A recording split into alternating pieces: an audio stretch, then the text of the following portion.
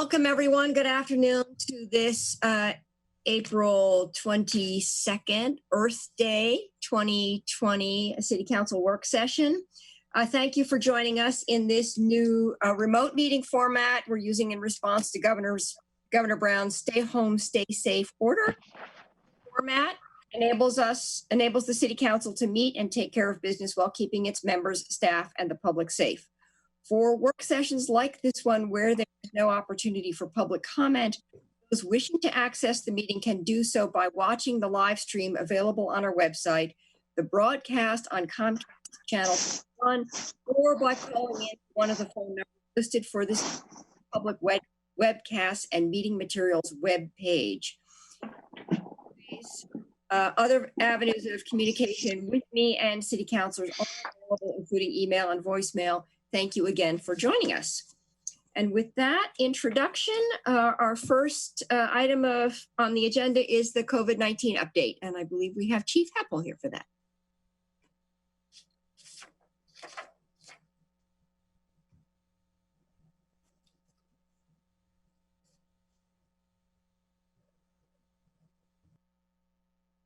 Chief, you might be muted. Sounds like it.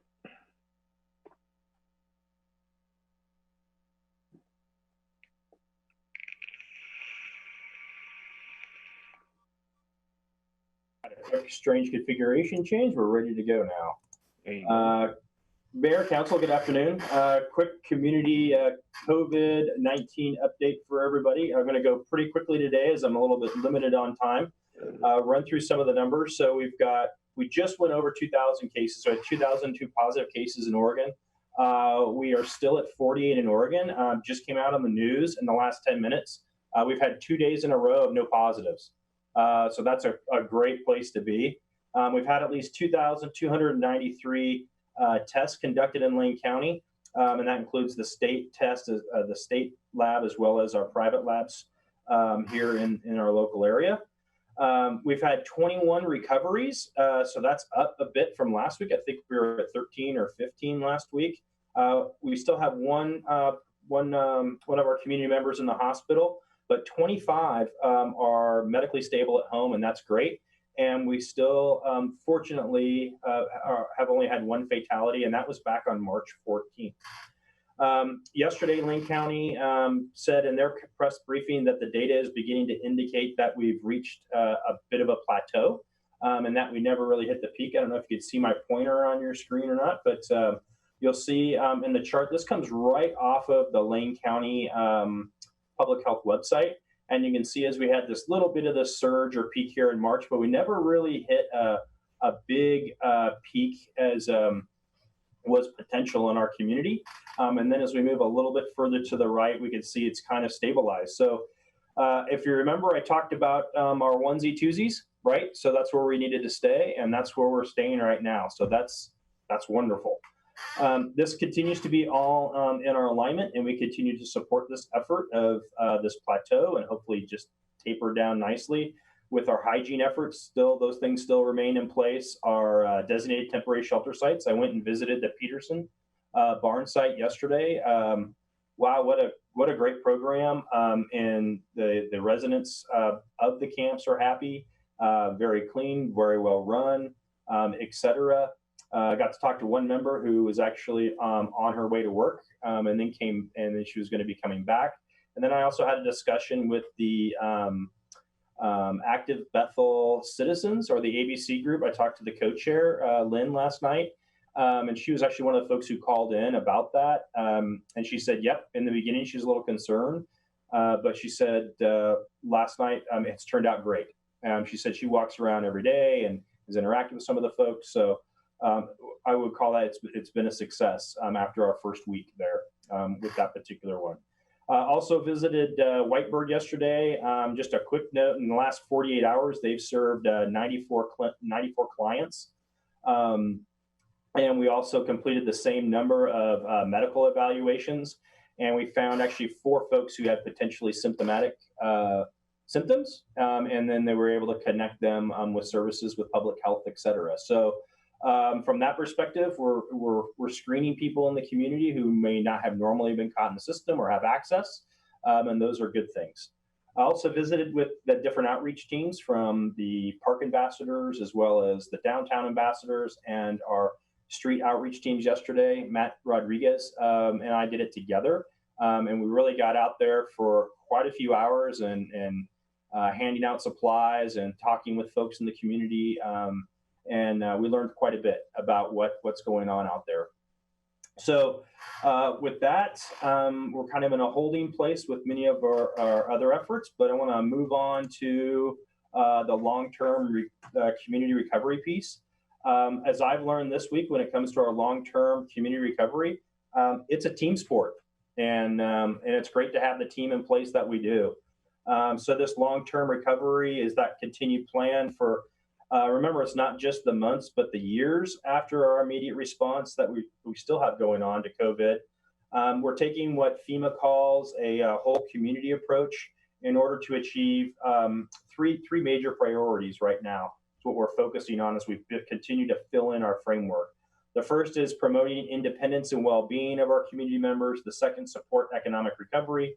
And the third is to facilitate restorations of our different systems. And that's not just infrastructure systems, that's all of our systems that we have within the city as well as the county and our state.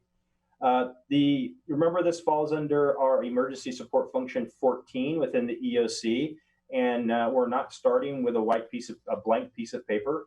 We're starting with an actual framework that's provided. So this week has been defining the city's focus and identifying those strategies to start filling in all the spaces in that framework. So we'll continue to clarify our roles, which includes equity as an important lens and how we measure our community outcomes. The framework also includes the identification of internal and external stakeholders and what are going to be the critical milestones for our plan that we need to achieve. So as we're moving forward, from the framework to a more specific plan. So again, that's bringing the people together and filling in the information. We're in the process of aligning the timing with the state guidance on reopening. And this process includes developing steps to allow for input and feedback from our leadership team. In addition, we're working with Lane County and Springfield in order to have a coordinated long-term community recovery plan. Recovery is a regional and a coordinated plan and will assist in our future prosperity for the entire region, and will certainly allow for stronger alignment at the state level as well. So in all these levels, we're connecting and coordinating moving forward. Certainly communication will be an important component of the plan. Currently, we're creating a website and communicating strategy to share more information on the plan as it develops, and we look forward to continuing to update you all, the council and the mayor, as well as the community on this work as it continues to move forward. I think what has been in the media quite a bit since I spoke with you last week is the reopening of our communities. We've seen a lot of information at the federal level, some information at the state level, and I talked last week about what are some of those steps that we might see at our local level, and I talked about the 7 items that Dr. Lutke said we should probably be looking at these things in place before we start considering releasing some of the restrictions that we're currently under.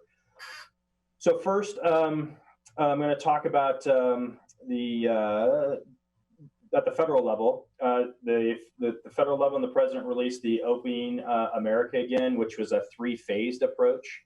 Oregon took that and is reframing those guidelines and taking that framework and developing a plan and referring to it as Reopening Oregon.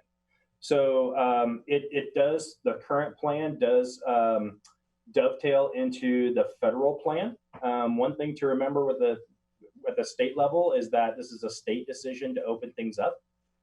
So just keep that in mind as we're moving forward. In terms of the reopening, I'm just going to give you a kind of a high level review of what that looks like. The first one is, I talked about Dr. Lutke's pieces. That has grown into what I would refer to, and I think the state's referring to, as more like gating criteria. So we start looking at that in terms of we're seeing decreasing numbers of infection rates, we're seeing decreasing cases, and we're seeing increasing capabilities and ability to maintain that capacities within our hospitals. So that's kind of our initial gating criteria. The next one is core state preparedness. So this goes back to, do we have robust testing? Do we have enough PPE? Do we have a surge plan in place? What if we have a second wave that comes back? Are we prepared for that in our healthcare systems as well as in our community?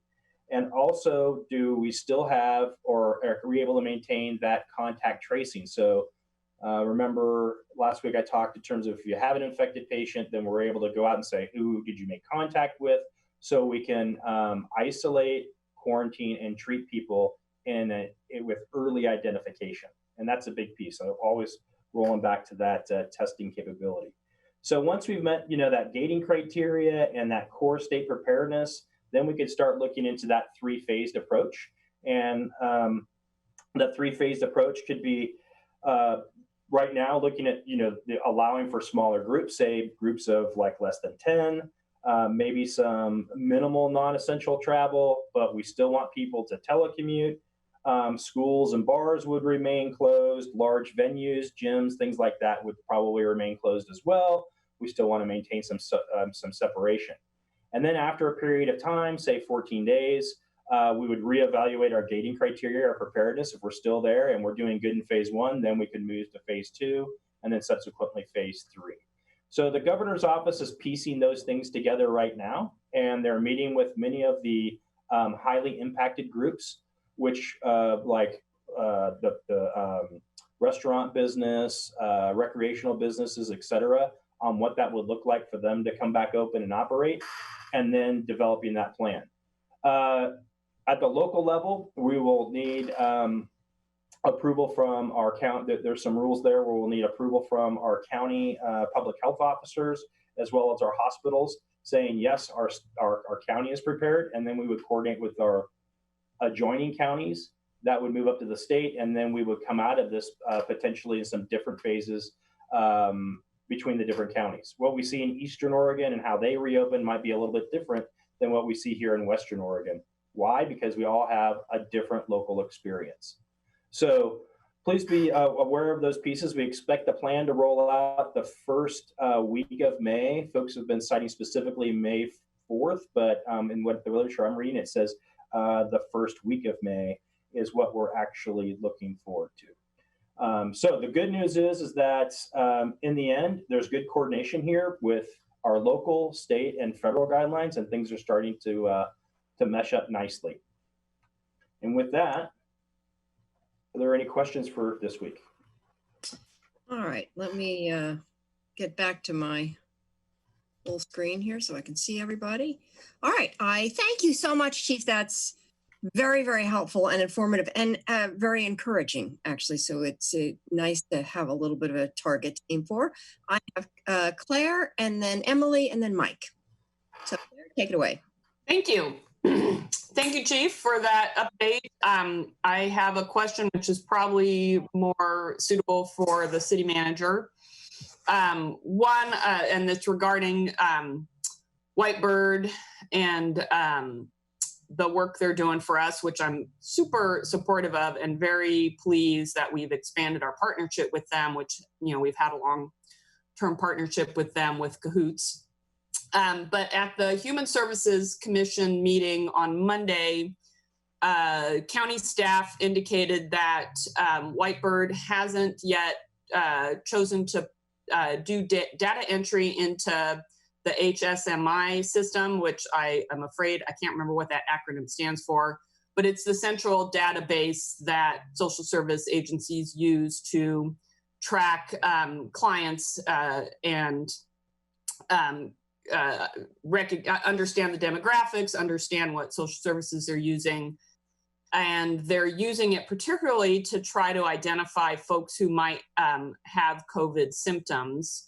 And they said they've made it available free of charge to Whitebird, but Whitebird has not chosen to participate yet. So I wanted to ask the city manager to try and encourage Whitebird to start using that system. I suspect it's probably a staff resource issue for them. because obviously that takes some time to do that work. And if there was a way we could support them, whether that's lending them the time of the city staffer who's not otherwise engaged in other duties, or some creative way that we can help them, I think it would be very important, because now we have a group of people that are right there that we could be helping to ensure they're not spreading COVID and have them in this central database that's very helpful in terms of tackling this issue. Thanks for that information. I hadn't heard that, so I will take that back to the team and see what we can do with them. Yeah, and I believe Stephanie Jennings was on our meeting for the whole time, so she can also give you some more technical information about that and help you connect with county staff as needed. And Chris's thumbs up because he was part of that meeting too. Thank you. Emily. Hi. The timer is not on screen, so I'll just talk.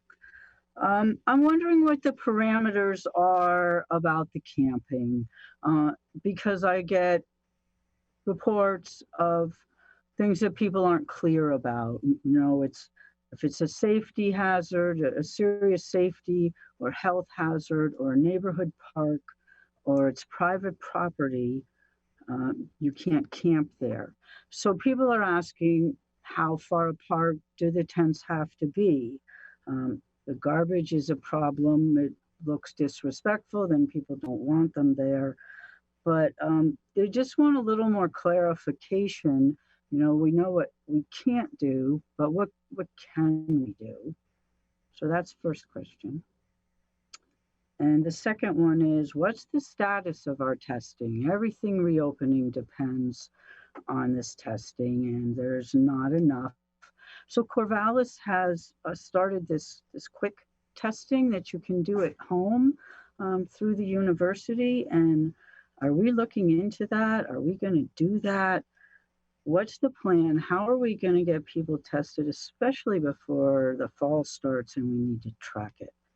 So those are my two burning questions. And I hope you'll say something now and not later.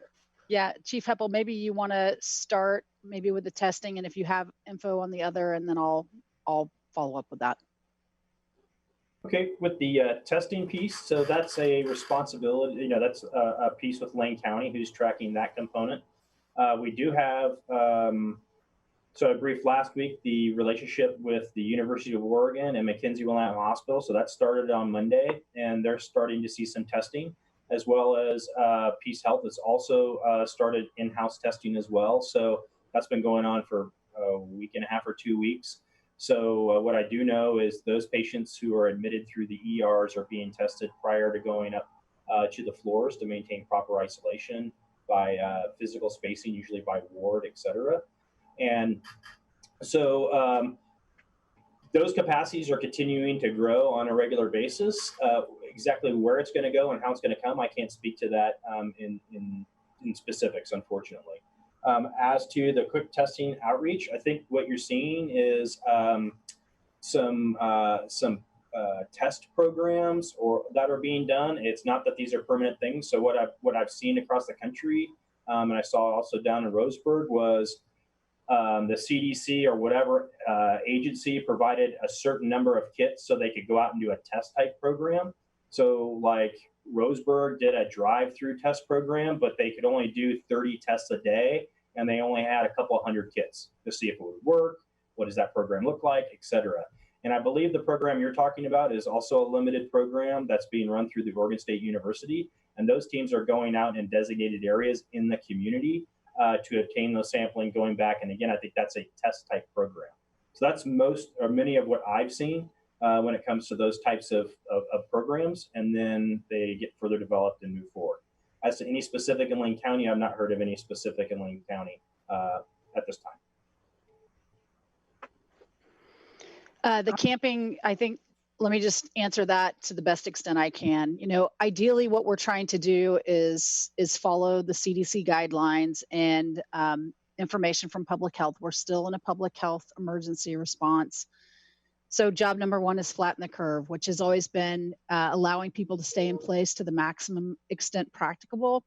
I think what we're finding more and more is that people aren't staying in place. And so even asking that question suggests that somebody's getting ready to pick up and move and go someplace, and they want to know what they can and can't do. And we've been trying to discourage that to the extent we can. So there have been a couple of locations where it's where there's other public health concerns and livability concerns and safety concerns where we have just felt like we can't allow this to continue. So some of that was the neighborhood parks. We had one in a right of way earlier this week that people were responding to. And I think, you know, to the extent that people are staying separate, so there's lots of places in town, and I don't know if you've walked the riverfront or been out to the parks, there's people camping all over the place. And it's when they're sort of isolated and keeping their space clean and kind of following the laws, there's been zero issues. It's been when they're, you know, 5 or 6 people in a tent or tent side by side or a lot of garbage, some safety issues. It's definitely a gray area. So being able to give really specific guidance, I would say stay in place, try to be at least 10 feet from your neighbor and keep your stuff picked up as best you can. Our outreach teams are out and connecting with people and giving them the same type of advice. So I know that's not an easy FAQ. Yeah, I think the problem is not people deciding to move, although that may be happening too, but when they're told to move, like the tents on the right of way, the question is, how far apart do they have to be? And there's an answer, 10 feet. About the testing, you know, the county always seems to be in charge of our physical and mental health. Maybe they could take on the financial health too. But that's just not good enough. We're having a crisis. We should be advocating for ourselves as a city. More testing is great, but we need a lot more testing. And it's the testing programs, that's wonderful, but I'd like us to see more research, more pursuit. And if that means, you know, making more of a commotion at the county, that's one way, but can we look for resources? Can we, I mean, I'm sure you're doing some of this, but testing is really a critical part of this. You know, hand sanitation is a critical part. So I would just like to see some more emphasis on that. What do you think? Yeah, we can definitely, I'm on a call right after council with Lane County Public Health, so we can talk about that too. I also want to clarify, I made an error. It's actually, CDC actually says 12 feet on the tent spacing. So 12 feet, not 10. Great, thank you. Okay, I have Mike, you're up. Thank you, Mayor. Chief, thank you for the report. Chief, what is the county's capacity for serological antibody testing? I don't know that we're doing any of the specific antibody testing right now. I'm not asking if we're doing it. I'm asking what's their capacity to do it. If we decided to request that they do it on a large scale, what could they do? Yeah, I don't know. I'd have to ask them that question. Sarah, would you do that too, please? The last county briefing that I watched a couple days ago, Dr. Lidke mentioned that they have decided not to do that because their person-by-person individual results showed only a 97% accuracy rate. And that's fine to decide not to do that for the sake of what you would tell an individual, but for large-scale decision-making, I think that's a mistake. I think if we discovered through doing that, for example, that the antibodies were present in a larger number of our community than we anticipate, it would lead to us making better decisions about the speed and manner of our reopening. And that's the next point here. So Sarah, I would ask you to ask the county to reconsider that idea. I think we should be doing more of that testing so that we know, has someone had it without knowing that they had it? Have we had a larger percentage of our population already go through this and thus have a greater herd immunity than we're aware of at the moment. And I think that's pretty valuable information.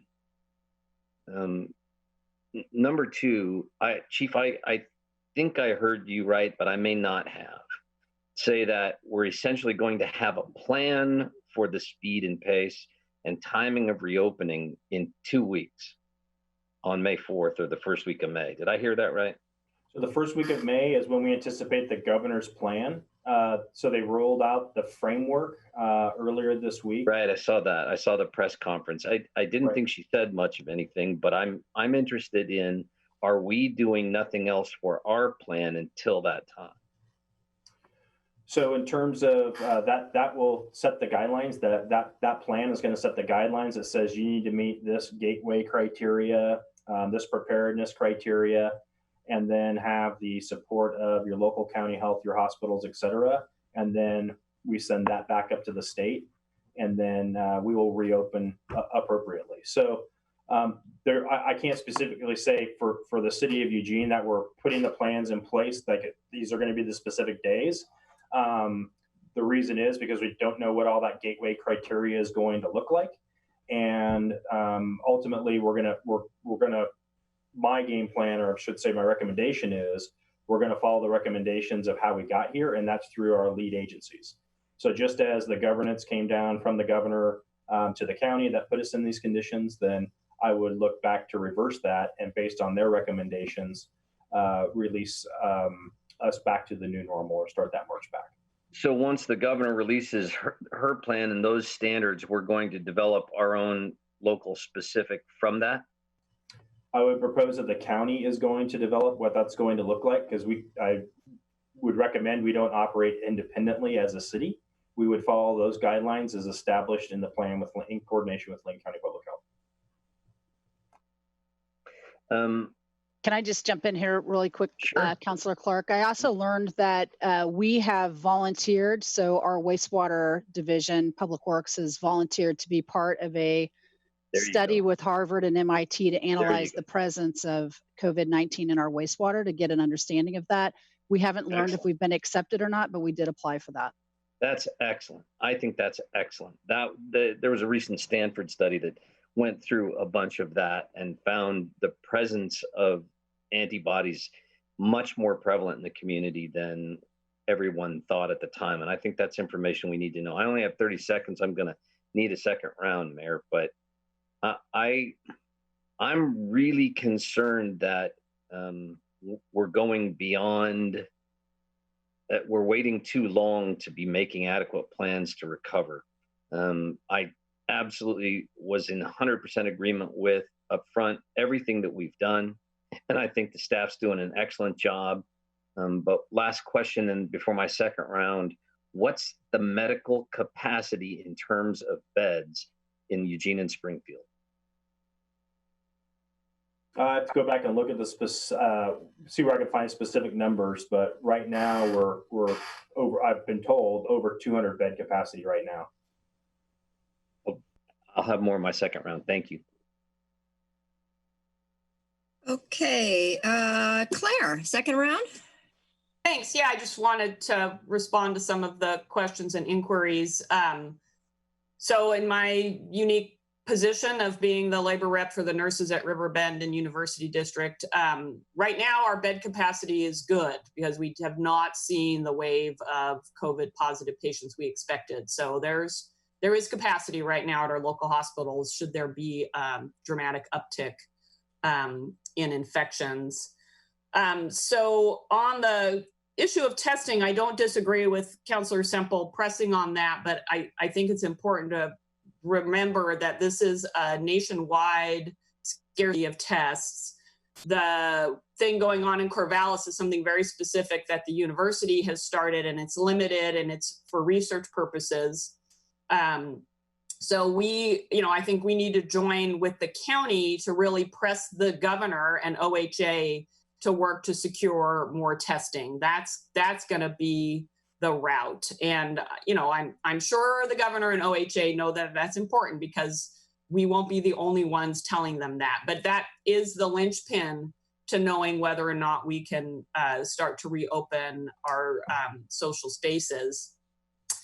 And then on the antibody tests, from what I'm hearing, there is no sound evidence that having been exposed means that you now are immune to being reinfected. It's a total question mark right now as to whether we will be able to develop herd immunity in the way we can with other viruses. So that's what I've been hearing from the scientific reporting that I listen to, that it's an open question whether or not having been exposed means that you can be safely exposed again without possibility of infection. So I understand Councillor Clark's position. I think it's important to be thinking ahead to how we can reopen, but I think we need to be very, very cautious. I'm very concerned if we don't have the testing for actual infection rates and we start to reopen too soon, we're going to see more infections again. And folks like myself, who've been through cancer treatment, I will not be going out into the community until I'm really feeling sure that we've tamped this down and are taking measures to protect people who might be compromised. Alan. Yeah, I was just going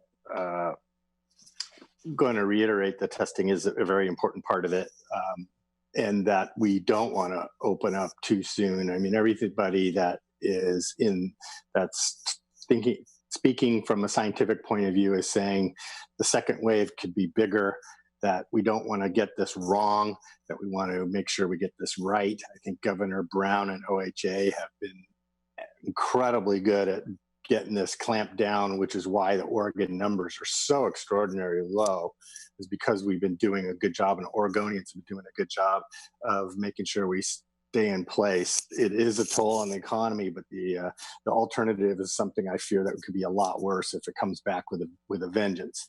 On a more lighter side, the other day I was working from home and sitting in my living room in the afternoon. A caravan of at least about 50 cars went by with honking their horns with flags and saying, "We miss you." And it was just really kind of a really great thing for community people to go do. And it was really heartwarming.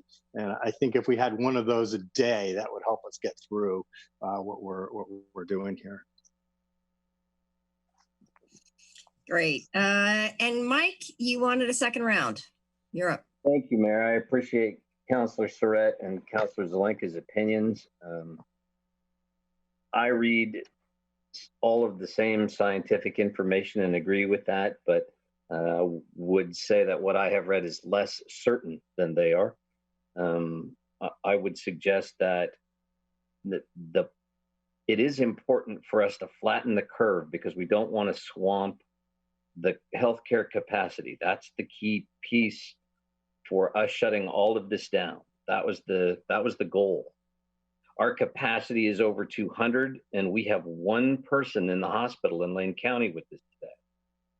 Now, it is important that we do this in a data-driven way when it comes to recovery, and that we not approach anything like that. And as we see those numbers rise, we have the flexibility built in to maybe, if we get a second wave, shut things down again. But the costs we're incurring every day, not just to the economy in broad general terms, you can count the number of new homeless folks that we're creating come August and September by the day. When it comes to 5 to 6% for new forbearance rates and mortgages every week, that's, in 2 weeks' time, before we get to that plan, at least 10% of the people who own homes will have applied for forbearance, and at least half of those are going to end up in foreclosure, whether they own a rental home or whether they own their own.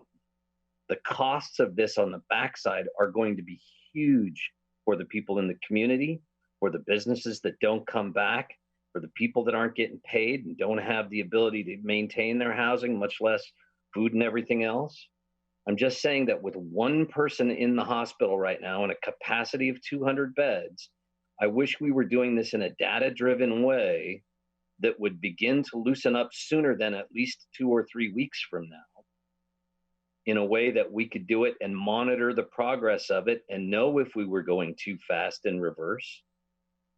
I think we're moving far too slow to plan for and execute recovery that is going to have a huge, painful effect on an awful lot of people come the end of the summer and into the winter. So I really would urge us to consider our planning and our execution of opening things back up in the safest way possible, watching all the data closely, but to do it sooner than we're planning to. Thanks. Okay, Betty.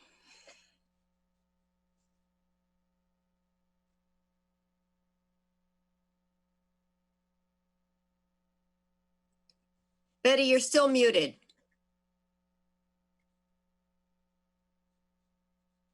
There we go.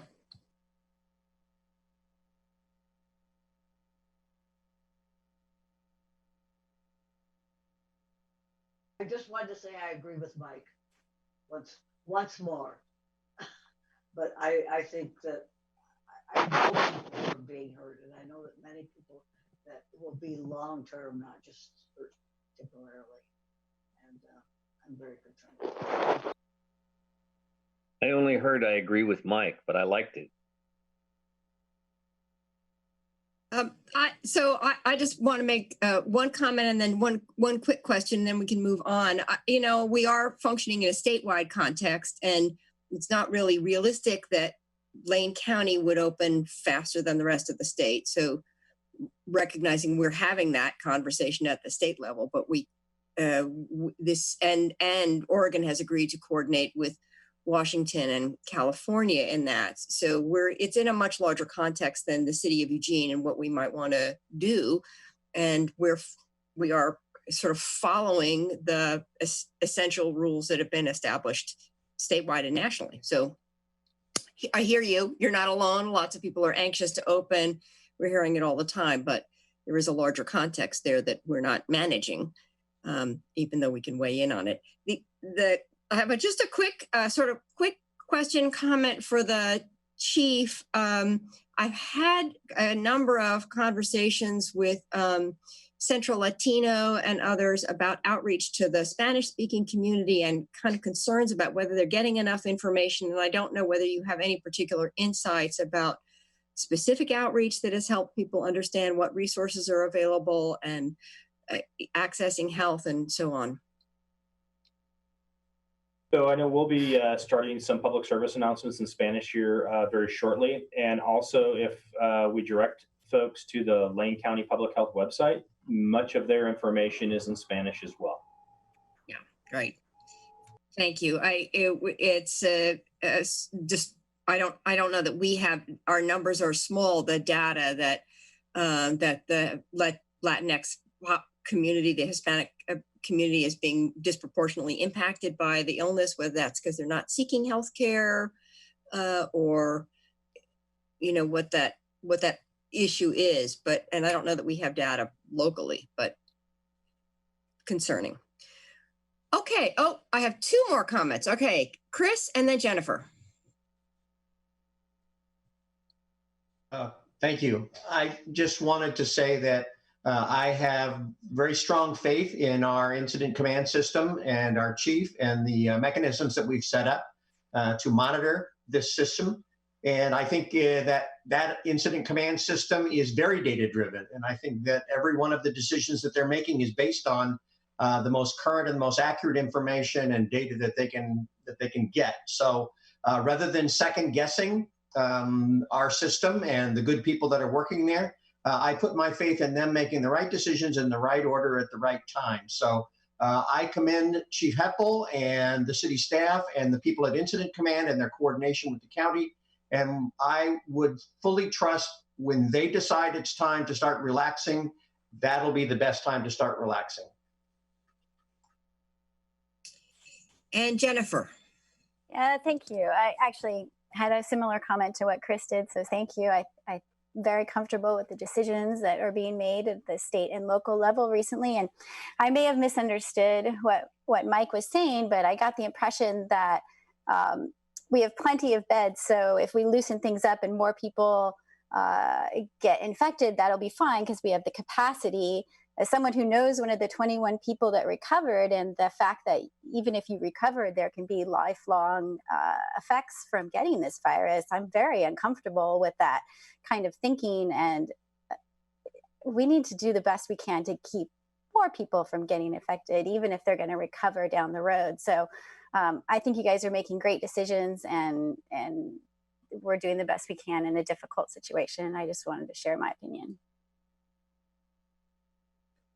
Okay, Mike, I'll give you one last, I got Mike, and then, excuse me. Greg hasn't had a chance. Greg, why don't you step up first? Do we have any contingency plans should we have a second wave of this and we have a major outbreak and we get in a position like New York or Detroit or New Orleans where we don't have enough hospital beds or other kinds of facilities to accommodate folks that may contract the virus and need that kind of help and assistance in the medical realm? Yeah, Councilor. Chief? Yeah. Great question. That's for you, Chief. Yeah. Yeah, understand. So I would say that's a lot of what we've done over the last 6 weeks. A lot of discussion about hospital capacity. I think that is only one secular issue. Remember, it's about personal protective equipment. It's about keeping our own people safe along with the community, et cetera. And so the contingency plan, as we move through this, is we have some areas that are set up to expand if needed. Those pieces are in place. Another part of that is the utilization of hotels for isolation is another component. The other part is that we expected to have a surge, and that's what we have been preparing for, and that's what created the capacities in the system that we have right now, is because we were preparing for that particular surge. So yes, we've had a real life preparation for if we had that. What our concern is, especially with my concern is with the relaxing of standards, is that we are in a better place, hence prepared for the second wave, unlike how we were not prepared for the first wave. So part of relaxing the standards is being prepared for a potential second wave. And we may not see that second wave until November, fall, when the flu, our normal flu season comes back around. So yes, that's absolutely a consideration, not just in the future, but that's a consideration with just relaxing standards. It's that level of preparedness, and the testing piece is a huge part of that as well. Yeah, I am concerned because I have gotten out in a limited fashion to go to get food and medicine, and only doing that, and I've had a mask on, but I'm seeing a lot of people who are not observing those rules, and they don't have masks on, and clearly, I think that they're putting a whole lot of people in jeopardy. What can we do as a city unit to, I don't know, further encourage people, practicing, safe, strategies throughout this, or do we do we think we're okay at this point? As of today, the rules from the governor have not changed. We're still stay home. We're still stay safe. We're still wash our hands. We're still doing these things. We've given some direction with the utilization of cloth masks or homemade masks, et cetera. I'm certainly seeing a large in my limited travels. I'm seeing a larger uptick in the utilization of those types of devices. So those are all things going in the right direction. So for us, as we're starting to see, the guidance that I gave to the EOC staff was as we're seeing across the country, there are many other states and counties who are relaxing their restrictions. However, we need to stick with the data that we're seeing here in Lane County and within the state of Oregon, because again, our experience is going to be different than others. So reiterating the message that we've been having for the 5 to 6 years and telling folks that it hasn't changed yet and nothing has been relaxed at this point is key for me going forward. So one last thing, say the governor does relax standards and is progressively moving forward to, open things up. Would we have a local option if necessary for us to take, further measures to, restrict certain activities? Or do we, are we going to be working in concert with the state on this? Because I mean, we could be in a position, hopefully not, where we're a little more vulnerable than some of our other folks around the state. So I mean, could we do that as a city? I would refer. We further extend those restrictions. Sorry, what been from a city? Yeah, I was just going to share, and before we move on to the next work session, I have a couple of things I want to share as well, but I can see Councilor Clark still in the queue too. We still have an emergency declaration in place that would give me some power to do further measures. We would want to do that in concert with Lane County. Lane County and Springfield, all three have emergency declarations. Ours will expire on Tuesday of next week. So part of my update on Monday will include asking you if you want to do another vote of support to extend that another 2 weeks. That sounds fine to me. Thanks, Sarah. Okay, Mike, one quick comment, and then manager, you have a few more things to say. Okay. Thank you, Mayor. I appreciate it. I want to be crystal clear that I was in no way criticizing the chief or the manager or anyone on staff for the work that they've been doing based on Chris's comments. I wouldn't want that inference created. I too have absolute faith in the job that they're doing. And I think that the statistics and the data bear out that they've done a phenomenal job in keeping us safe. But that's the point, is that we have a different job than they do.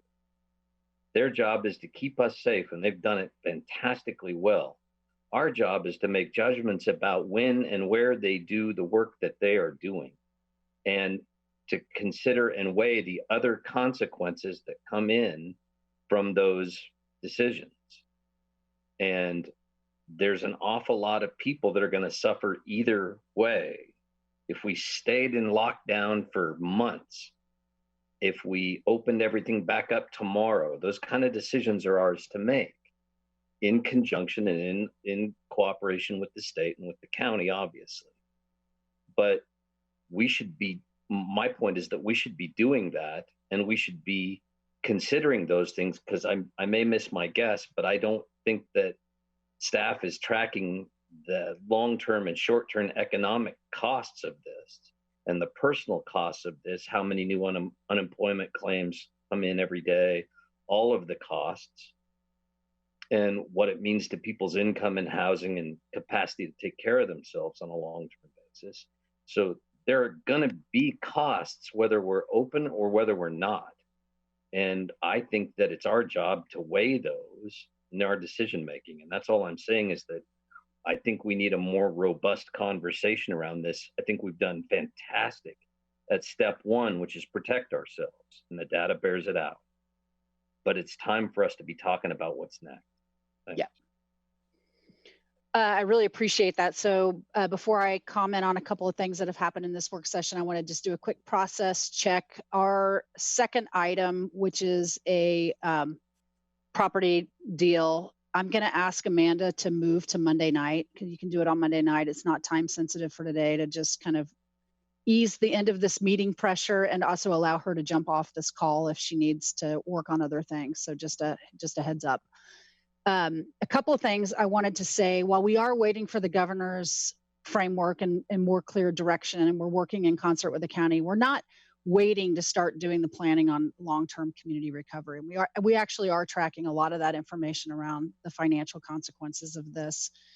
This Friday, we have a joint meeting of the county administrator, the new city manager from Springfield, myself, and a couple of our key staff to talk about how we want to approach that piece, the recovery piece as a region. So we are working on that and preparing and anticipating what we think the governor is going to say. Monday night's COVID briefing from me will be a financial look at what's happening. So we're not a small business, and so we're not impacted in the same way, but being closed is having a significant financial impact on us as well. So we'll start to get a glimpse of that on Monday night. Wednesday is normally the chief's update, and I wonder if we might be able to get Dr. Lutke to join us for one of these future council sessions, because we're just not going to be able to answer all of the public health issues that he can. So I'll reach out to him. And then I think we're thinking the next week you're on break, and then potentially the next Monday we could start talking to you about the framework for the community recovery in a little bit more detail.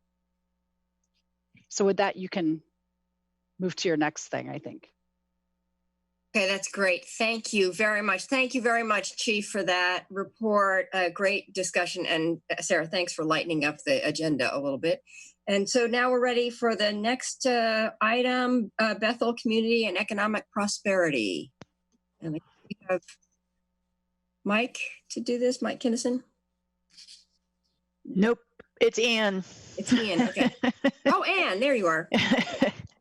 All right, so my first Zoom work session, so we'll see how this goes. I'm Ann Fifield, Economic Strategies Manager in the Community Development Division, and I am going to share my screen to start my PowerPoint.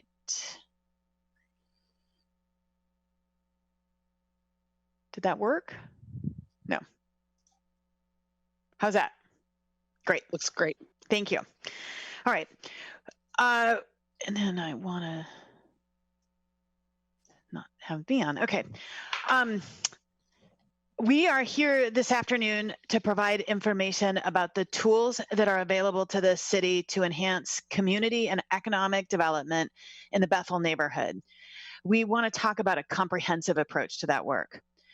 Future work in Bethel would build upon the work that went into the Building a Better Bethel document shown on this slide. It was developed in 2014. The broad vision that came out of that work was that the neighborhood would be an area that has everything right here. That phrase, everything right here, is still a relevant goal for the Bethel neighborhood. Right. It's supposed to be going to the next slide. And it appears to be freezing up a bit.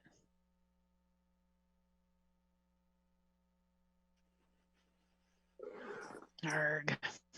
Are you using the arrows, Ann? Yep. Your video went away too, Ann. I did that on purpose so you would focus on the slides and not look at me reading. Nuts. Do you want to unshare and share again? Okay.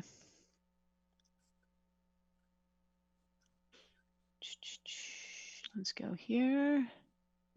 And that seems to be working. Okay.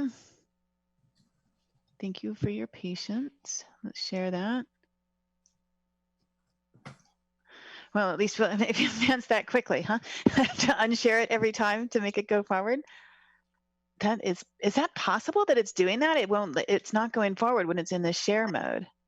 It should go forward fine. So I don't know why it is. All right. Well, in today's presentation, I'm going to discuss the priorities that have recently been identified by the Active Bethel Citizens Neighborhood Organization, and then I'll walk through the tools that can be used by the City of Eugene, and then I'll talk about the different tools that can be used to achieve the neighborhood's goals. And this is not advancing. Oh, and it made a terrible noise too. I'm going to try sharing just the regular PowerPoint and not in the presentation mode.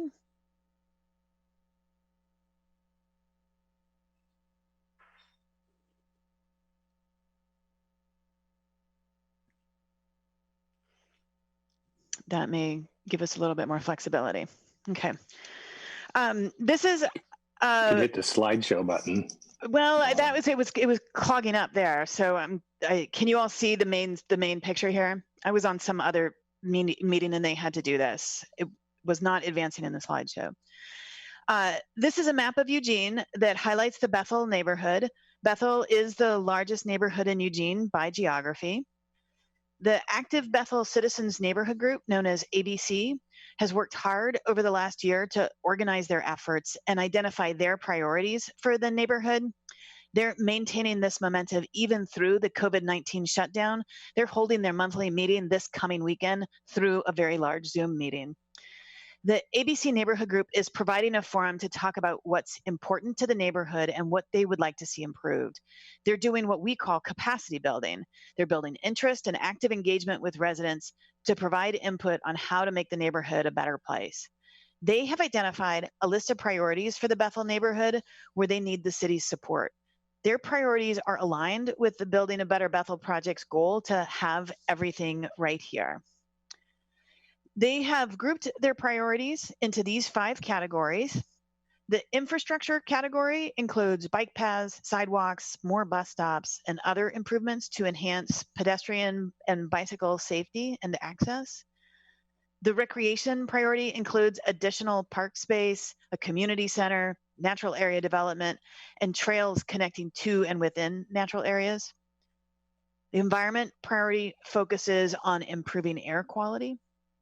And the amenities category includes commercial development such as food service, retail, and entertainment. The last category on the priority list is funding, and they identified that to cover costs associated with homelessness in the neighborhood and to increase funds for the neighborhood association. The ABC Neighborhood Group's priorities are focused on enhancing the livability of Bethel, improving non-automobile mobility, enhanced parks and open space, and more commercial activity to serve the neighbors. This is consistent with what came out of Building a Better Bethel and the idea of a neighborhood that has everything right here. So this is a map that we pulled together that shows where food and beverage establishments are located in Eugene. The yellow lines show neighborhood boundaries and Bethel is highlighted. The map only shows food and beverage establishments. It's not all commercial activity, but it gives you a good idea of where these kinds of commercial activities are concentrated, and they are not concentrated in Bethel. They're concentrated in commercial centers and on corridors where there's more people concentrated. Here's a map that staff developed as part of our mapping value project to show taxable value per acre, but we've got Bethel highlighted here. The density of development drives the height of the different bars, and it makes it easy to see how density varies across Eugene. The map shows that Bethel has relatively low density, which is one reason there's so few food and beverage establishments in Bethel. It's a neighborhood of mostly single-family detached housing. It lacks the density and the mix of uses that other parts of Eugene have. One reason that Bethel isn't very dense is because of the zoning. The great majority of the neighborhood is zoned R1, low density residential. There's a little bit of commercial on Barger and Royal, and of course on Highway 99. But in order to create a neighborhood commercial node like you see in Crescent Village or on Friendly Street, the underlying zoning needs to be aligned with that vision. There's limited opportunity to build mixed-use development to help create neighborhood commercial nodes because of the existing zoning in Bethel. And in addition, the transportation network should complement the zoning. The ABC identified a lot of non-auto transportation infrastructure as a priority to get around within the neighborhood as well as to get to other parts of Eugene. Planning transportation improvements so that pedestrians and bicyclists can better access commercial nodes will help to enhance livability in a growing neighborhood. Getting the zoning and the transportation planning right is key to improving the livability in Bethel, and that requires a neighborhood plan, which brings us to the tools section of the presentation. We've identified 8 different tools that the city can use in a neighborhood. They are to varying degrees managed by local governments. I'm going to first talk about a neighborhood plan. A neighborhood plan is the result of a focused planning effort. It combines neighborhood input, staff expertise, so that the neighborhood's goals are developed within the context of the city's broader infrastructure plans and legal realities. The Bethel-Danabo Refinement Plan that's shown here was adopted by Council in 1982. Planning staff are currently working to finish up the River Road Santa Clara neighborhood plan, and City Council has directed that the University neighborhood is next in the queue for a neighborhood plan, followed by Bethel. Neighborhood planning is a labor-intensive process. It'll take up approximately 2 years and could cost hundreds of thousands of dollars in staff time and consultant fees. The work involves significant outreach with the neighborhood to understand the neighborhood's goals and to work through differing opinions within the neighborhood. Once the neighborhood's priorities are established, staff work to identify policies to achieve those goals. One of the most important policies that can determine how a neighborhood evolves over time is the allowed land uses and the transportation infrastructure that connect the neighborhood to the rest of the city and to itself. A neighborhood plan is the beginning of a comprehensive approach to improving a neighborhood. The rest of the tools on the list of 8 tools can be used to implement a neighborhood plan. And so the next tool on the list is tax increment financing, also known as urban renewal. It creates a dedicated funding stream to support capital projects that incentivize private development. This slide shows a very high-level summary of the key steps to establish a new urban renewal district. It's a labor-intensive process. A big part of the planning process is to identify the list of eligible capital projects. Much of the work can be built in, there was supposed to be a little highlighted on one of the buttons there. Much of the work can be built into a neighborhood planning effort. So there's some efficiencies associated with having an urban renewal plan to be developed in coordination with a neighborhood plan. Tax increment financing is a tool to help implement a neighborhood plan. Eugene is using it as a tool to implement the Riverfront Master Plan, as well as to implement the downtown plan.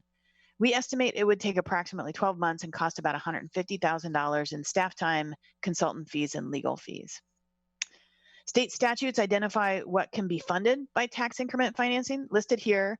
And one of the most important things that tax increment financing can be used for is the construction of infrastructure. Let's see, MUPTI is the next tool on the list. It's a tool to encourage multi-unit residential development by exempting new assessed value from property taxes for up to 10 years. It's been an effective tool in downtown Eugene, supporting Broadway Place, which is pictured here, High Street Terrace, the Tate, and others. It's a tool that can be used to achieve the goals of a neighborhood plan. At this time, MUPTI is only allowed in the downtown.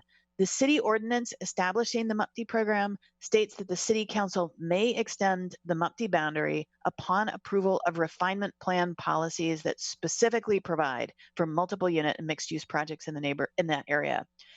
A neighborhood plan would fulfill the requirement to have an approved refinement plan. To use the tool in Bethel, council would have to pass an ordinance extending the MUPTI boundary to Bethel. We estimate that effort would take up to 6 months. The next tool we've got is affordable housing, which helps increase the supply of housing that's affordable to low-income households. New affordable housing typically requires a combination of programs, including Community Development Block Grant or CDBG funds, LRP-D, home funds, SDC waivers, and now we have the new Affordable Housing Trust Fund. Using these programs in strategic locations can place affordable housing projects so they become part of the fabric of the neighborhood. The Prairie View project, located near Royal on North Danabo, is an example in the Bethel neighborhood. The next tool is the Enterprise Zone. It's designed to stimulate new investment that create jobs. New eligible investments can be exempted from property taxes for a period of 3 years and up to 5. It encourages employment in manufacturing. It's not applicable to housing or retail and most office uses. It's a tool that can be used to implement a neighborhood plan depending on what's in the plan. The West Eugene Enterprise Zone covers the portion of Bethel that is zoned industrial. Basically, it's the southern and the eastern edges. It would probably make sense to extend it up to the Clear Lake area just north of the Bethel neighborhood when that planning work in Clear Lake is completed. The next tool is the Opportunity Zone program, which came out of the federal 2017 Tax Cuts and Jobs Act. The southeastern portion of Bethel neighborhood is in an Opportunity Zone. These zones are intended to encourage investments in low-income communities. The tax advantage to investors extends through 2026. Another tool is the city's loan program. The Business Growth Loan offers flexible financing options to help businesses grow. This fund was established through federal CDBG program, and the city's made loans to more than 250 businesses across town. At one time, we targeted loans in the Whitaker neighborhood. The loan program helped to establish the Red Apple Grocery, a number of food establishments, and it provided financing to Ninkasi and Arcimoto. We've also established loan programs in both the downtown and riverfront urban renewal districts, and it would be possible to set up a similar program in any new urban renewal district. The last tool we've identified is the city's taxing authority. The city uses a mix of taxes to fund infrastructure projects. And so, for example, in the last 5 years, the city's invested about $13.5 million in the Bethel neighborhood on stormwater, wastewater, and transportation infrastructure projects. And these were funded with a mix of general obligation bonds, SDC funds, user fees, local and state gas tax revenue, and some federal dollars. So we're recommending a comprehensive approach to community and economic development in the Bethel neighborhood, starting with a neighborhood plan. A neighborhood plan builds the foundation for improving a neighborhood. It's not a fast process, but neither is neighborhood change. Getting the plan right gives the neighborhood the long-term blueprint to achieve its goals. Once goals have been identified, we can work to identify the tools that can have an impact. Implementing the tools is how the city can help bring about change in the neighborhood. For Bethel to achieve its goal of being a neighborhood that has everything right here, we recommend that the city develop comprehensive planning, implementation, and funding strategy to achieve economic and community prosperity in Bethel. The strategy should include neighborhood engagement and capacity building, a neighborhood planning process, further evaluation of the use of urban renewal and other tools, including MUPTI and affordable housing development, to implement the neighborhood plan. This is the ideal scenario. However, we recognize it may take some time to get there. And now I would like to answer any of your questions. Oops.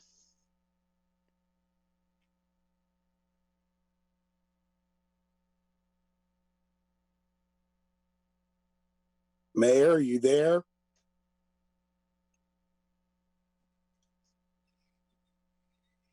Are you there? Mayor, you're on You're on mute. mute, Mayor. Okay. I'm off mute. Yeah, sorry. So, It was, okay, Counselor Evans, go ahead. So yeah, thanks, Mayor. And I think that this is excellent work. It really summarizes what our vision is for Bethel, or at least a roadmap to creating that vision. I will note that we do have some projects that are in the works, and one that was recently completed. The redevelopment of the Barger Echo Hollow Beltline intersection has been great. It's been vastly upgraded from what it was, and it provides for better traffic flow in that area. We also going to be embarking very shortly on, we're already into the planning process for the Golden Garden Sports Park, and then the redevelopment of Echo Hollow Pool is currently underway as well. So we do have some specific projects that are underway, and they're moving ahead, but we do need to have this comprehensive way of moving the neighborhood and the community in a direction that is going to support the development of other entities and other business and housing opportunities that we don't really have right now. And so my question is this. So we're behind the university neighborhood in line to get this thing moving. Do you know how long that it's going to take for the university neighborhood to go through their process? Do we have a timeline on that? You know, I think there's probably somebody from planning here that may be a little better suited to answer it. There you are, Alyssa. Yeah. So Alyssa Hanson with Planning. Greetings, Counselor and Mayor. Good to see you all. So currently our staff are working on the River Road Santa Clara neighborhood plan, and that was originally scheduled to be wrapped up at the end of this year. But I think because of our current pause on public outreach and the uncertainty of when we'll be able to jumpstart that up again, that's going to not be able to finish until sometime next year. Once we're finished with River Road Santa Clara, then we'll begin the university area plan. We anticipate that that will take about 2 years. And then once we're complete with that, then we would start the Bethel plan. All right, let me ask you this. Are there some interim steps or things that we can do to move some of this forward before we get to the point of having a full comprehensive plan developed with neighborhood engagement? Yeah, you know, one of the things that was really successful for River Road Santa Clara was the amount of capacity building that they did in advance of the formal neighborhood planning. And I don't have any information on me, but I know that they've also reached out to some of our staff through the HRNI have reached out to university area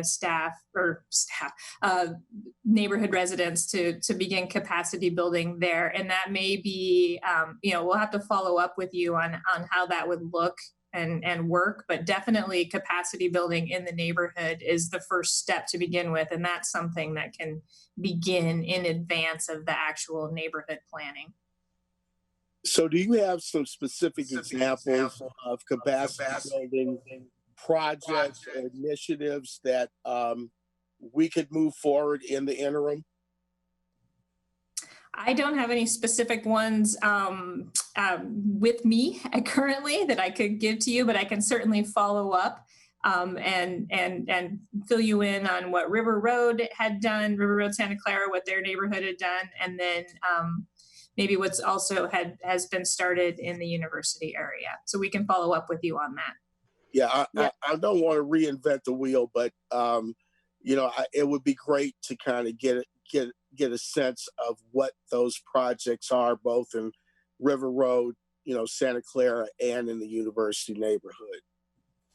Yeah, I was just going to share that, some of the things that River Road Santa Clara did was a lot of neighborhood outreach. So they went door to door, they created surveys, and they collected a lot of information about what the neighborhood wanted, because it was sort of a trust building exercise that the first faces they saw as part of this process were their neighbors and not city staff. And I can tell you that in those early days, the executive team met as a group with the neighborhood leaders that were doing that work, the scroll work, and really developed that relationship for a lot of time before we started the neighborhood planning. And I think that was a really good foundation. Okay, Claire.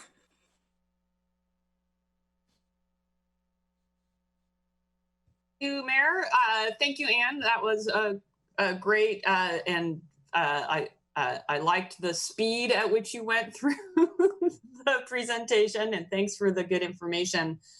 Some of my questions or line of inquiry was similar to Councilor Evans, thinking about how we can still capture some of the momentum that's happening with the Active Bethel Citizens Neighborhood Association right now, and keep doing some capturing of priorities and the neighborhood conversation, even while we're not yet able to start with the formal neighborhood planning process. I think that would be very important if we can find a way to do that.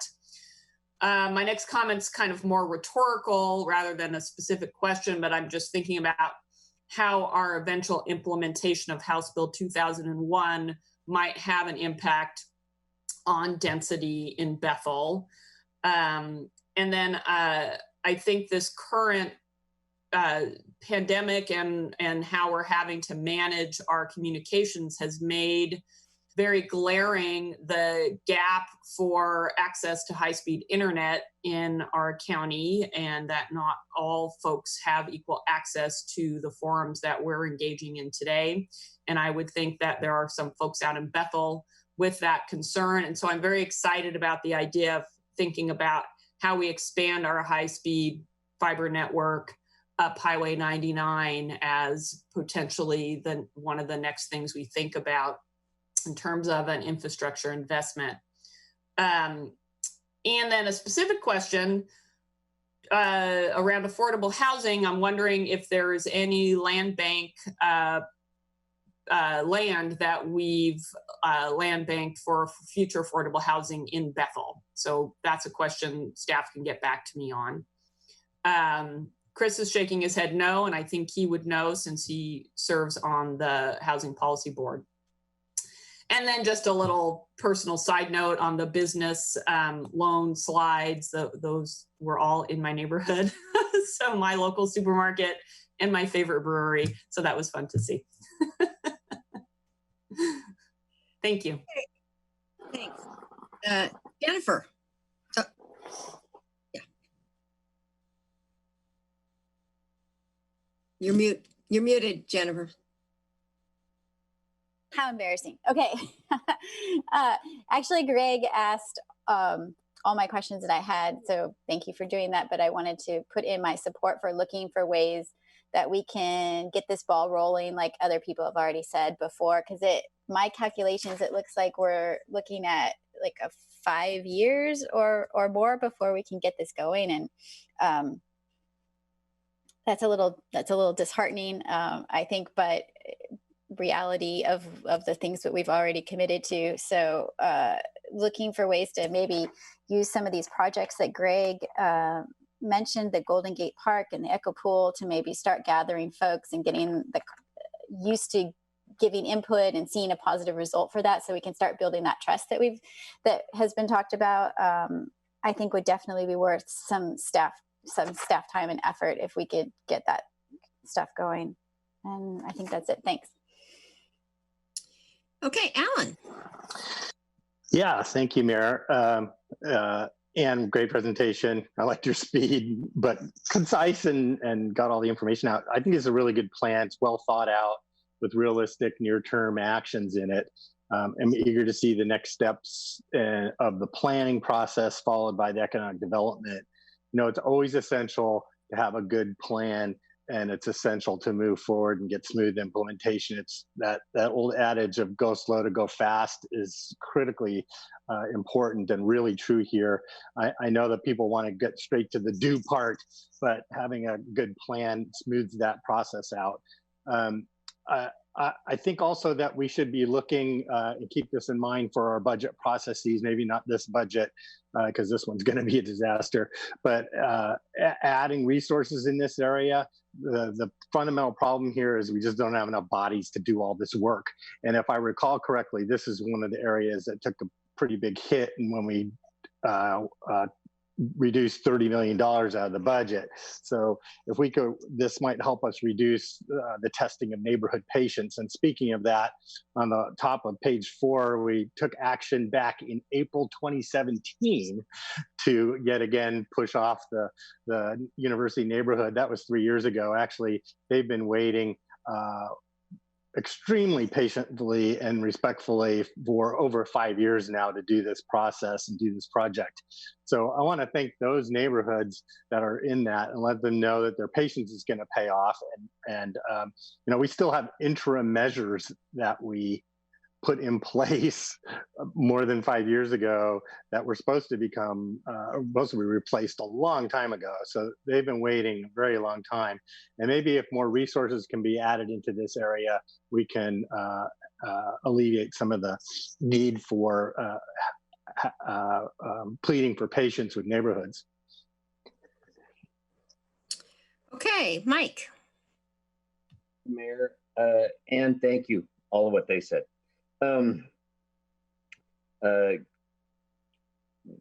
I started on council. I'm in my 14th year on council, and before I started, the Santa Clara neighborhood was getting together and meeting regularly and talking about issues that led to their current process.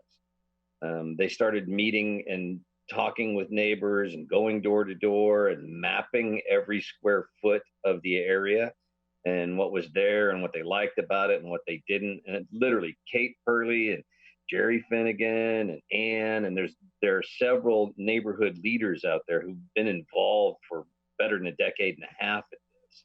And Greg, I would say that they laid down a really good framework for how neighbors can start some of the interim steps.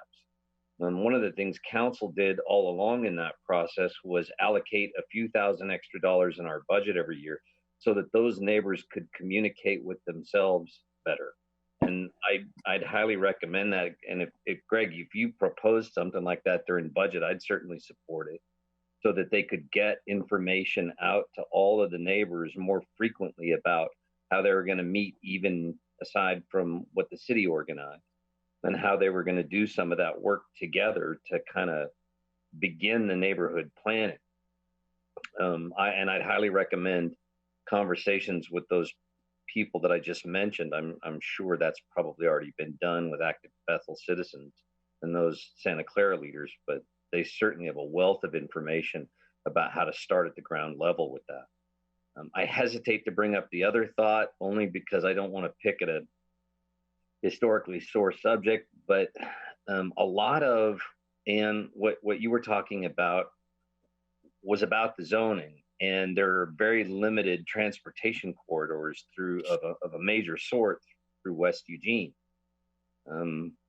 During the fights over the West Eugene Parkway, I had an occasion to have a beverage or two with Senator Przanski, and he had the idea at the time and wanted to support a much more robust development, commercially, multifamily, all the other aspects of Roosevelt as a more major thoroughfare west. And I thought that was a good idea. And I don't know if that's a part of this planning, but when it comes to commercial parts of this, I suspect a lot of the folks in Bethel have that as a part of their thinking, that, you know, access to stuff. Could be that the development, more robust development of Roosevelt could play a part of that. And I was just thinking out loud, Ann. Thank you. Okay, Chris. Thank you. I just want to really reinforce the parts of the conversation about community outreach and getting into the neighborhoods. I think one of the ways we ensure that the neighborhoods don't feel like we're doing this to them, but rather with them, is when their involvement is regularly and frequently solicited. And I get the sense that that's the lesson we learned with South Willamette, and it's the lesson that we're implementing extremely well on River Road and Santa Clara. So kudos to staff for having made that adjustment, and I want to see that carry through on all of our plans. And what makes it critical, I think, with regard to Bethel is there's going to have to be a number of trade-offs that community is going to have to decide on. Transportation is one, density is one, commercial development is one. There's a whole series of either ors that they're going to have to examine and look at. And it can't be something that staff can do and then come back and say, well, we looked at the trade-offs and here's what we think you should do. It's something that the neighborhood has to sit down and say, if we want to have this, here's what we're willing to do in order to have it. Sometimes, not always, but occasionally I've had interaction in Bethel where I want this, but I don't want to have to make any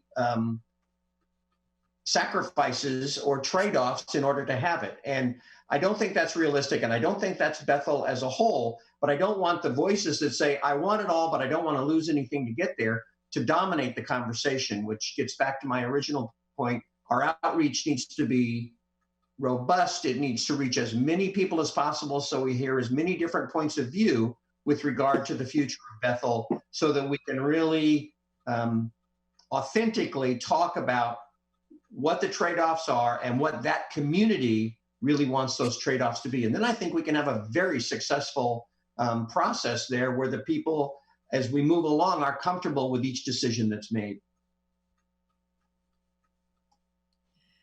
Okay, Greg, you want one more comment? Yeah, thanks, Mayor. To a couple of points that Mike made. One of the things that's happening right now in Bethel is something that has not happened in a long time, and that is that we have a significant amount of energy, both with longtime Bethel residents as well as fairly new Bethel residents, that are willing and ready to engage in a collaborative process with the city of Eugene. We're looking at things differently than when I first moved into Bethel 20 years ago. And that is that the city of Eugene is not our enemy. but the city of Eugene is our partner, and we're part of the city of Eugene, and we have to work with the city to move forward. The other thing that I want to suggest in terms of developing, this effort and continue to move it forward is engagement with the Bethel School District. The district has been the heart of Bethel for many, many years, and they can add a significant input and role in this particular process. But I think that we're ready to kind of move forward with some interim measures to get things rolling, and then we'll be ready when time comes to do the full blown plan, whether it's 4 or 5 years or whatever the time frame is, based on what the capacity of the city has to do this. But I'm thinking that those are some of the pieces that we need to look at. One other question for Ann. How do we work with Lane County in this way in terms of planning? Because there are certain pieces of Bethel that are county in the county jurisdiction and not necessarily in the city jurisdiction. And I think it's important that we work with all of the players that are out there that have a role in this. I think I'm going to let Alyssa answer that question. I'll pipe into that one. So that, Councilor Evans, that's really similar to what's going on in the River Road, Santa Clara neighborhoods, and that, a great portion of that is still under county jurisdiction, although within our urban growth boundary. And we are partnering with the county. County staff are part of the project management team. And when we go to our planning commission and the council, we also go to the Lane County Planning Commission and the Board of Commissioners. So, it's a very coordinated effort. There's a lot of collaboration between the jurisdictions in that regard. And I don't imagine it would be any different in Bethel.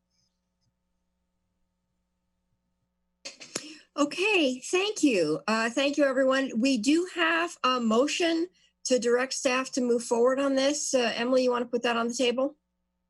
I move to direct city manager to develop a comprehensive planning, implementation, and funding strategy to achieve community and economic prosperity in Bethel.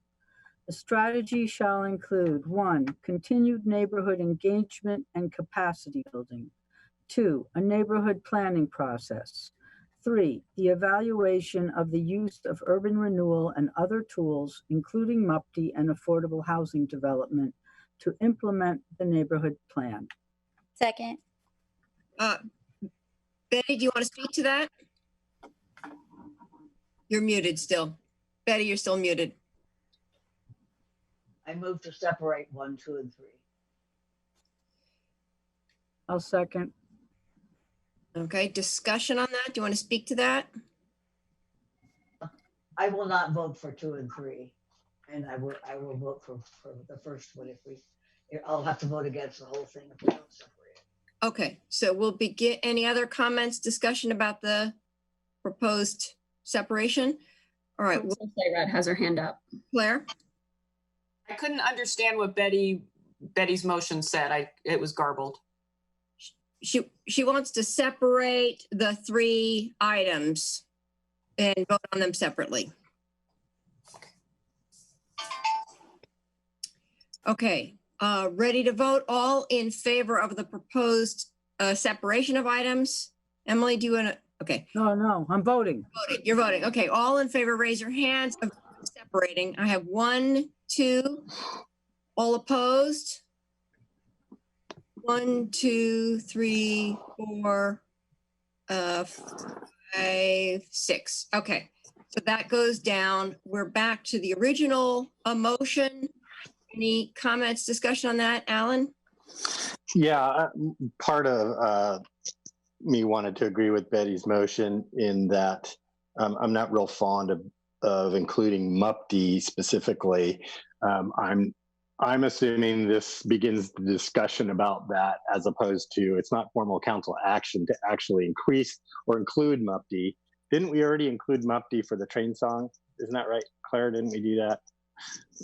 I can't remember. I guess we didn't end up doing that, but that'll have that conversation about whether or not we expand MUPD is something that will occur in the future. That's correct, City Manager? You're muted. You're on mute.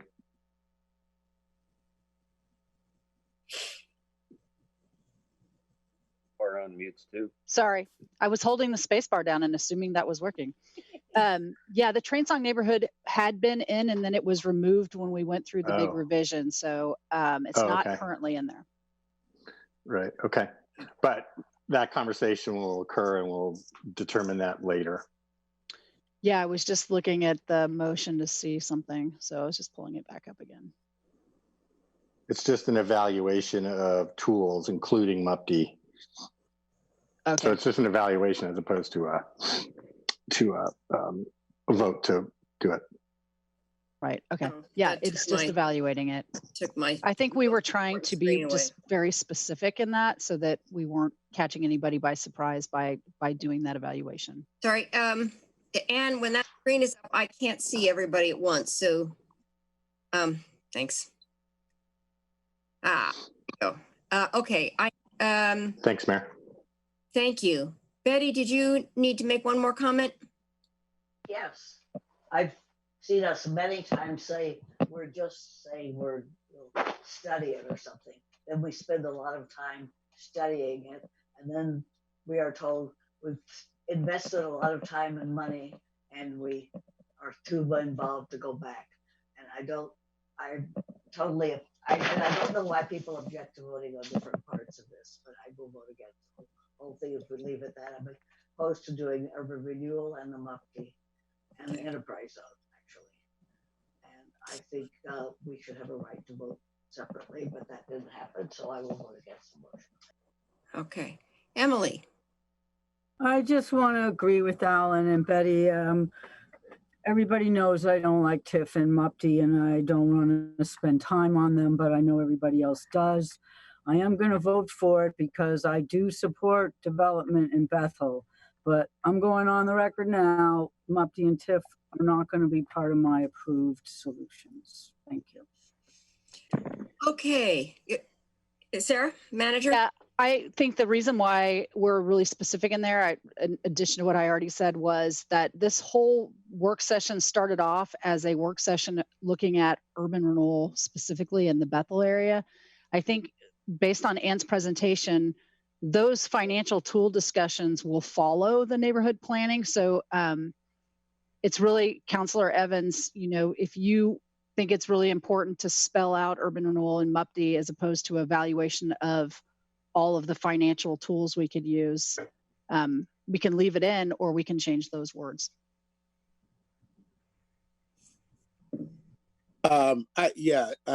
Thanks, City Manager. I think that evaluating the tools and options is probably the right way for us to go.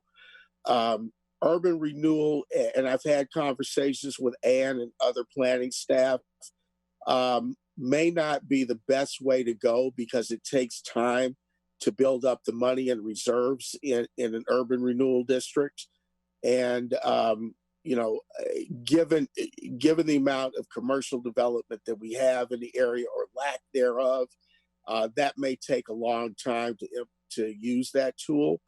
But, I still think that, we should have MUPD on the table and evaluate that to see if that tool can help us to move forward, because we haven't had, as many opportunities to apply that to affordable housing as we probably would like to do. So, I want to save that and have that in our back pocket. Okay, so I just want clarification. Do you want to amend the language in this motion? Do you want to propose a change in language to this motion to be more general, or vote on the motion as it is? I would propose a motion to make the language more general. Okay. I don't think we're at the point right now that we can get into specifics around tools. All right. Claire, you have a comment? Yeah, I would actually object to changing the motion. We were just about to vote on it. I think actually I have a different perspective from Councilor Semple and Taylor on this. I think by calling these things out, we're not taking anyone by surprise when we choose to discuss them. I'm not committed to having MUPD out there. I have no idea if I want to expand MUPD out there. And I wouldn't want staff to bring that forward out of the blue and have us all be caught by surprise that why are we talking about MUPD? So I actually appreciate the calling out of those tools as potential. That doesn't mean we're doing them, but they are the tools we have available, and you know, they should be part of the conversation. We may take them off the table at some point. They're not practical. We don't like them, whatever. So I appreciate the motion as it's crafted and would actually like to vote on it as it is now. Okay. So for who made the motion? On the table, are we ready to on the motion that is on the table, which is the original language in your packet? Okay. All in favor, please raise your hands. 1, 2, 3, 4, 5, 6, 7. Opposed? 1. Okay, so that passes. Thank you all very much. Thank you. Good meeting, and we are adjourned.